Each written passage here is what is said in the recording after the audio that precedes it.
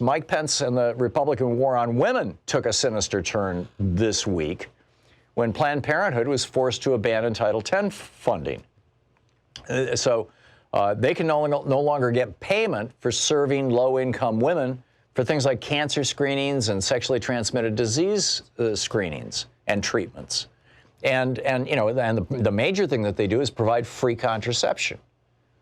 And of course, the white supremacist movement, the white nationalist movement, is hysterical about the fact that there's more brown babies being born right now than white babies.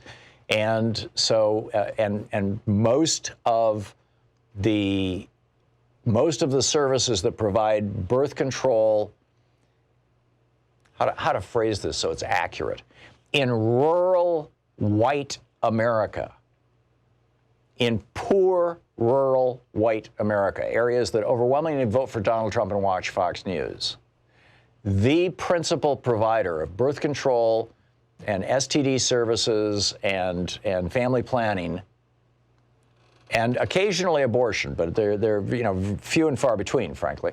But the principal provider for those services for low-income women in these white counties is Planned Parenthood. And therefore, the white supremacists and white nationalists want to take down Planned Parenthood because they don't want white women having access to abortion or contraception. Now, in urban areas where it's more likely to be African-American populations, it's not just Planned Parenthood. There are a lot of other providers that are offering services. But in rural America, in white rural America, it's pretty much Planned Parenthood. And Trump just took that down. Planned Parenthood said, okay, we're going to give up $260 million in Title X funding because of this gag rule that says that we can't mention the word abortion, even if a woman asks. We're not going to put tape over our doctors' mouths.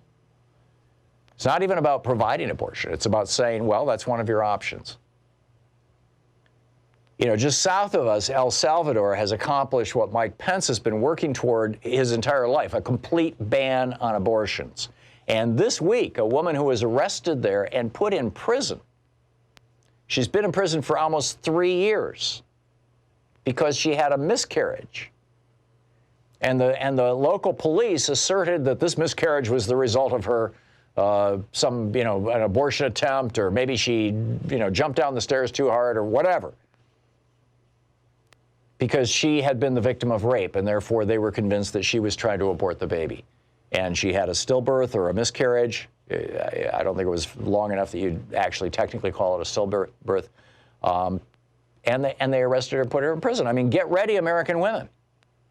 Mike Pence already pushed legislation in Indiana that required women who have miscarriages or abortions to notify the police and to provide funerals for the remains.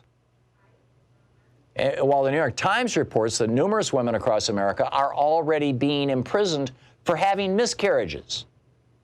38 states now have laws that treat miscarriages as potential crime scenes because of so-called fetal homicide laws that have led to the imprisonment of American women who have had miscarriages as the result typically of either accidents where they've been prosecuted for like involuntary manslaughter. Oh, you had a car accident and you lost your